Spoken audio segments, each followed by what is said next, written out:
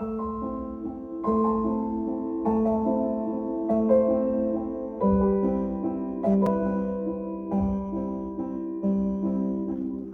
eu vou te dizer uma coisa, teve uma vez que eu perdi tudo, cara.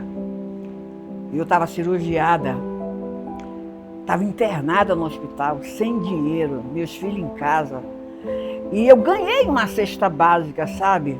Quando eu voltei para casa, estava tudo podre dentro da geladeira. E as coisas que eu tinha ganhado para passar a semana com meus filhos. E eles estavam pequenos ainda, né? Porque esse problema da energia é a vida inteira aqui. Eu tenho 50 anos, então é 40 anos de luta, que eu moro aqui em Boa Vista há 40 anos. 400 mil pessoas ficaram no escuro ontem à noite em Roraima. O apagão durou meia hora. Esse foi o segundo apagão em menos de uma semana.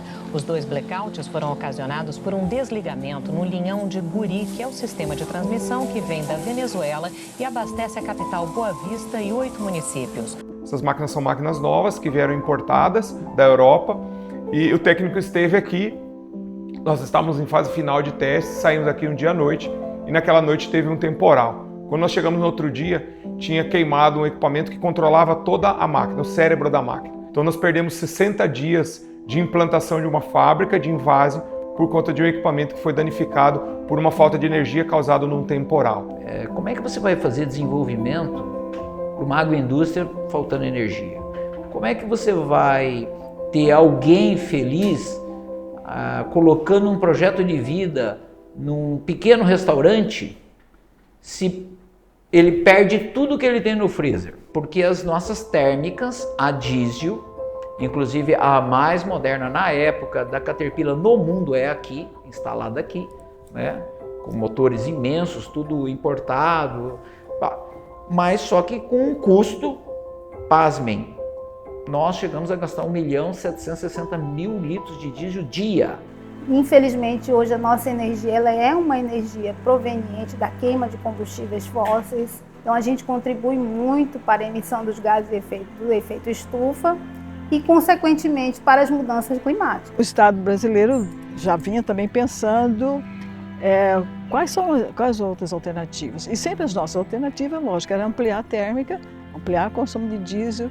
E esse consumo de diesel era caro, né? Então, e era rateado com todos os brasileiros pela cota de consumo de combustível, a famosa CCC. E depois também vem as discussões das emissões de CO2 e a gente passou a ser, tipo assim, aquele patinho feio, né?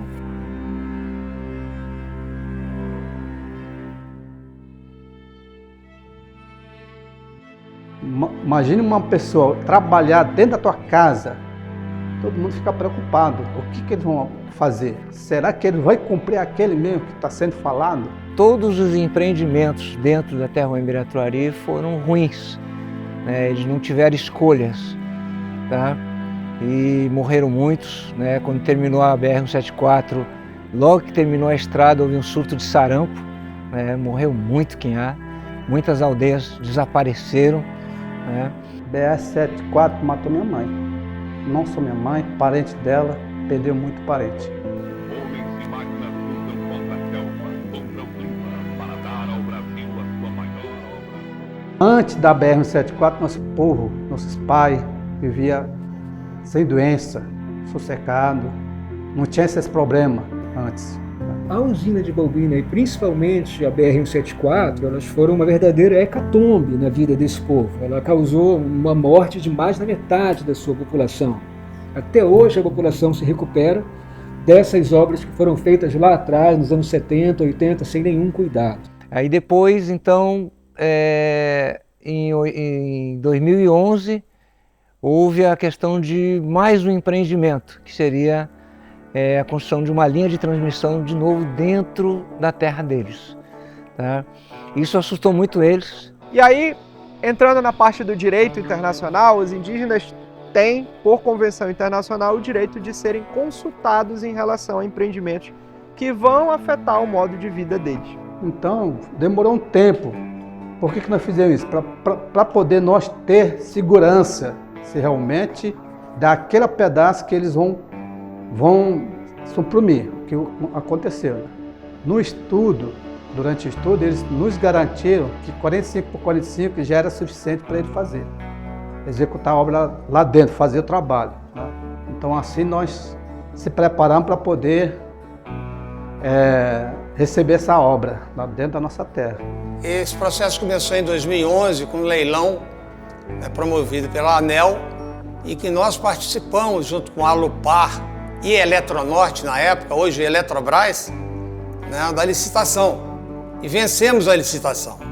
Só que tínhamos uma dificuldade a ultrapassar naquele momento. Uma vez que íamos cruzar 126 de uma reserva indígena, coisa jamais feita no país, quiçá no mundo. Atravessar 126 quilômetros da reserva sem que tivesse nenhum impacto na comunidade. Eles têm que entender o que acontecer e tomar uma decisão.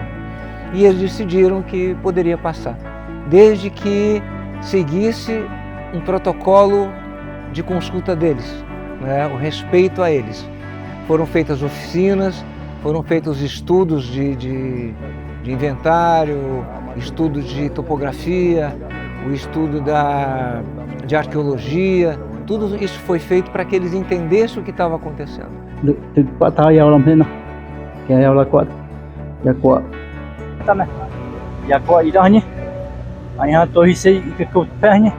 Chegamos num denominador comum, criamos as regras para que pudéssemos seguir a conduta dele, né, mantendo a tradição deles, sem o mínimo impacto, o menor impacto ambiental possível. Então tem o biólogo, tem o geógrafo, e como é uma terra indígena, obrigatoriamente tem que ter um antropólogo, porque o antropólogo é o que vai, né, ter essa comunicação com as comunidades indígenas. Então essa etapa que liga Roraima ao Sistema Nacional, pelo que a gente acompanha e sabe, ela tem incorporado muito mais elementos de monitoramento e proteção disso tudo que a gente vem falando, da parte ambiental, da parte antropológica, enfim.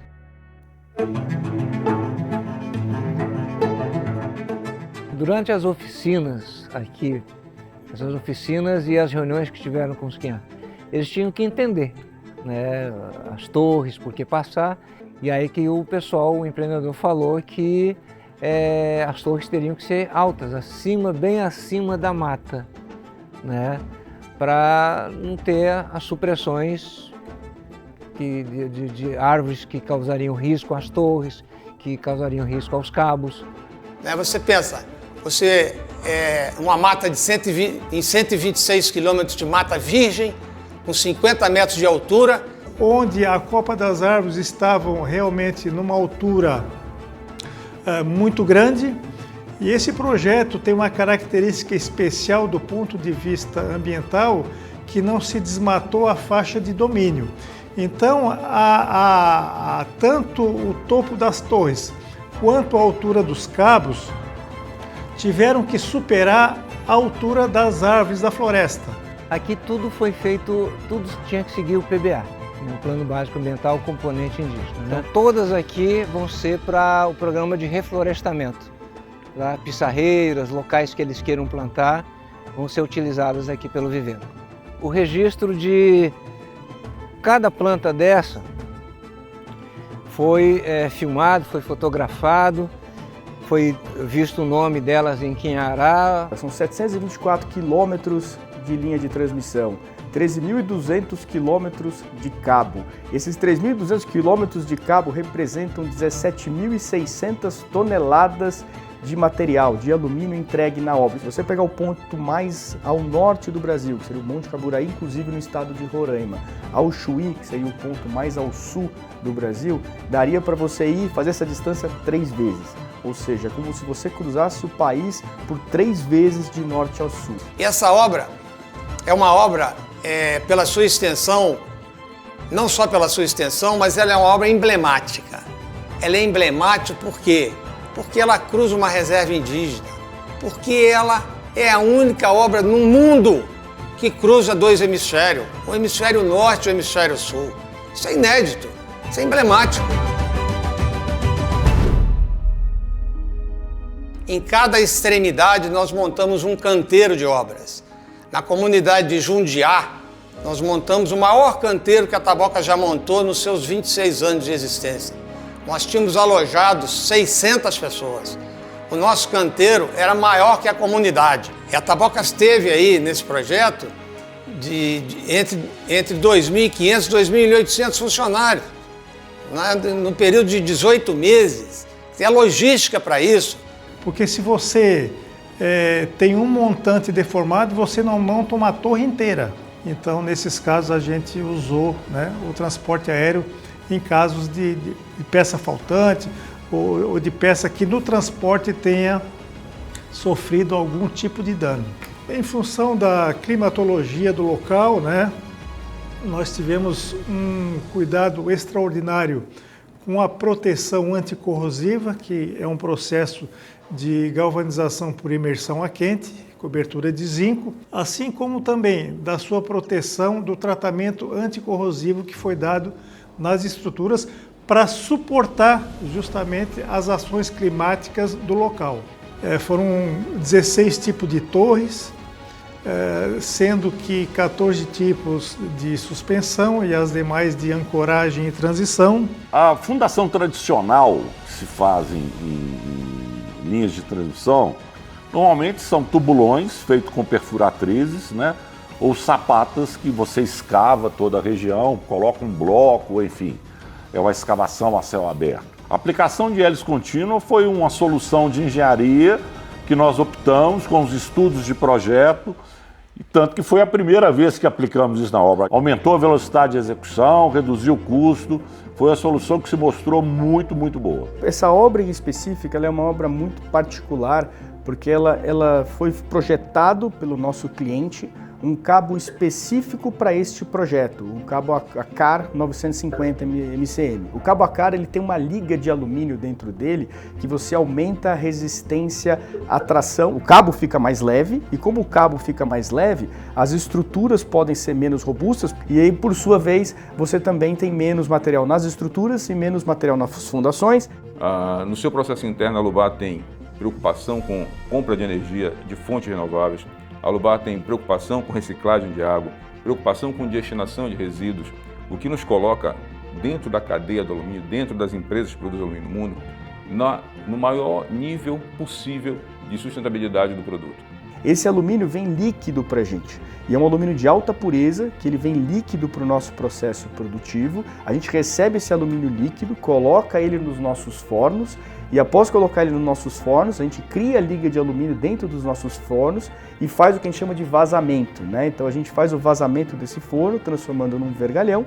Esse vergalhão depois vai ser transformado em fio e esse fio vai ser encordoado, formando o cabo de alumínio. Podemos imaginar que um produto que veio da região norte, extraído da região norte, originalmente a matéria-prima, construído na região norte, produzido por pessoas da região norte, interligando o último estado da região norte ao sistema elétrico. E, de novo, um produto que não traz qualquer impacto ambiental à sua instalação, à sua construção dentro desse ecossistema que é o entorno dessa linha de transmissão. Aplicamos o lançamento de cabo através de drones, passando por cima das árvores e com isso preservando a floresta e atendendo o projeto e a execução segura dessa fase. Com os desafios, lógico, da altura das torres, da reserva indígena, com as suas exigências específicas de construção, que nos trouxe um aprendizado muito grande e, enfim, o desafio dado, o desafio cumprido e vencido. Aí tinha uma árvore considerada por eles sagrada, uma árvore grande. Aí ela foi derrubada e os Quinhá, os Tarramapá, são os especialistas, né? São os doutores na questão da mata, conhecedores. Eles disseram, não, para tudo, nós temos um marubá. O marubá é um ritual, um canto dessa árvore aqui. Né? Tudo parou, aí os encarregados também pararam, os funcionários todos pararam. E aí os Quinhá fizeram os cânticos deles, né? E após cantar, após fazer todo o ritual, vocês podem continuar.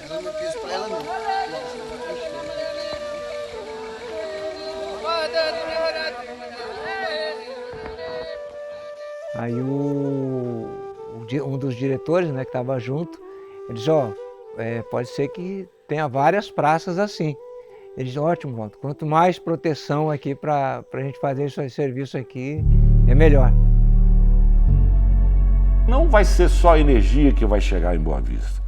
Vai chegar também a parte de dados, através do cabo para-raio PGW, a tecnologia já vem utilizada há muito tempo, e em Boa Vista o Estado passa a ter também uma internet de confiança e de alta velocidade. A chegada de uma fonte de energia confiável, estável, em qualquer lugar, é um marco de desenvolvimento. Tudo que nós podemos imaginar hoje de qualquer investimento, em qualquer área, precisa de uma fonte de energia confiável, estável, segura, né, para que ele possa desenvolver. Então, Roraima é uma enorme oportunidade. Roraima é uma oportunidade para todas as áreas de comércio, todas as áreas de indústria. Trabalhamos agora nessa obra aí, bem dizer, quase 2 anos. No começo eu estava com 6, 7 funcionários, ficamos até com 20 funcionários aí, trabalhando direto na linha. Então vamos fazer outro barracão, vamos aumentar a oficina, já comprei mais máquinas. E estamos investindo, não para não. A gente, um morador, a gente olha e fica sem acreditar. Com a obra ela deu uma oportunidade melhor, porque já veio um foco para mim em me desenvolver na minha área mesmo, que seria a área de análise e desenvolvimento de sistemas. Quando realmente como eu fiz parte da empresa do início ao fim, foi quando falaram que a última torre estava sendo concretada, estava sendo finalizada, foi quando realmente está acontecendo mesmo. Nós temos agora a segurança energética fundamental para os investimentos, né? Todo mundo vai sentir os efeitos positivos dessa nova energia. E por fim, estamos interligados no Sistema Integrado Nacional de Energia Elétrica, dando a oportunidade para Roraima recuperar o tempo perdido.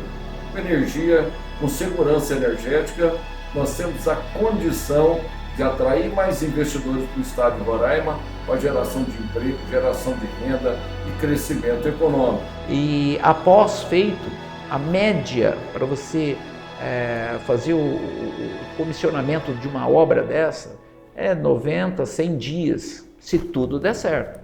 E eles conseguiram algo perto de 10 dias liberarem para a gente começar a fazer os testes. Deveria sim ir para o Guinness, essa que é uma vitória muito grande. Eu tenho muito orgulho de ter participado desse empreendimento, juntamente com Tabocas e com Alubar, porque realmente essas 3 empresas nos orgulham e devem orgulhar todos os brasileiros, porque são empresas de engenharia, com responsabilidade social, tá? e que geram um grande benefício para as comunidades, especialmente agora lá para Roraima, Boa Vista, que estava totalmente vulnerável, né, com relação à questão do fornecimento da energia, que hoje é um bem básico. O Fórum acredita que esse vinho vai trazer energia, essa energia é positiva para a sociedade, ele abre espaço para que novos negócios surjam também aqui,